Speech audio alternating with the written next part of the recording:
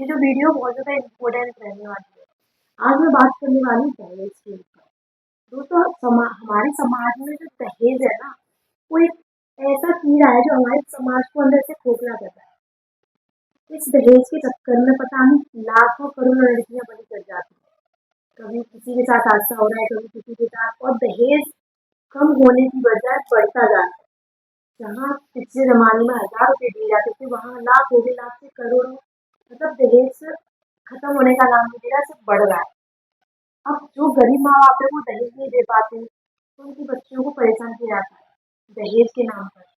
अब ऐसे ही आपने बहुत से केस सुने होंगे। तो आज 21 अगस्त को एक केस सुना होगा आपने, नोएडा की शिक्षा, जहाँ पर एक हमारी बहन समझो, लेकिन जैसे उसके पति ने उसके बच्चे के सामने बेरहमी से पीट कर जिंदा जला दिया।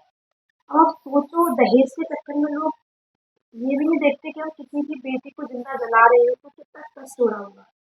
जिन माँ बाप ने, जिस माँ ने उस बच्ची को, जिस लड़की को 9 महीने पेट में रखा, सारा दर्द सहा, उसको पाला पोसा, पढ़ाया लिखाया, बड़ा किया, और उसकी शादी की। तो माँ बाप शादी करते हैं तो ये सोचते हैं कि शायद हमारी लड़की खुश रहेगी, शादी करना एक फर्ज है, तो उसकी शादी कर दी। अब उन्हें क्या पता था कि हम जिसके पल्ले बांध रहे हैं वो हमारी बेटी को ही मुझसे दूर कर देगा।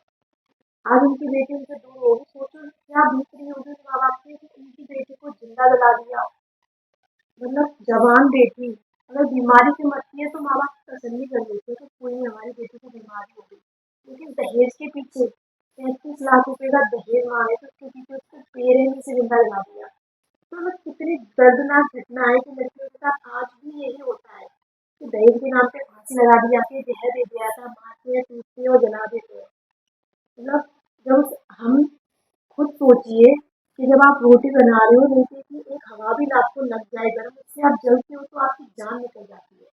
जब आप किसी को जिंदा जलाते हो तो उसकी रूह कांप उठती है, मतलब कहाँ उसकी आत्मा रहती है, क्या होता होगा। तो मेरे अकॉर्डिंग आप लोग कमेंट करके बताइए कि उसके पति ने जो किया, क्या उसे जेल में रखना चाहिए? मेरे अकॉर्डिंग तो नहीं, क्योंकि जेल में रखे उसे उस दर्द का एहसास नहीं होगा कि उसने उस लड़की को जलाया। उसको ना सबके सामने ऐसे जिंदा जलाया जाए तब उसे रियलाइज होगा कि किसी की बेटी को जिंदा जलाते हैं तो कैसा लगता है, कितना दर्द होता है। उसकी माँ को भी पता चलना चाहिए वही दर्द कि मेरी भी जवान बेटी को जला दिया गया है, मैंने किसी की बेटी को जलवाया अपनी बेटी से, मेरी बेटी को जब जलाया गया तो मुझे कितना दर्द हुआ, तो उसके माँ बाप को कितना दर्द हुआ। आज का पता है, आज भी मतलब हमारा भारत इतना आगे पहुंच गया, लेकिन दहेज के नाम पे आज भी लड़कियों का शोषण होता है और ऐसी परेशान की जाती है। तो कभी कभी तो ये लगता है कि शादी करना ही बेकार है, लड़कियों को कुआरा रखो, शादी ना करो भाई, दहेज जो मांग रहे हैं उनको लगना तो उनको दो, जो आगे चल के मार ही देते कि बेहरा तरीके से, मतलब सोच करेंगे तो वो काफ रही थी कि ऐसे लोग होते हैं जो मार देते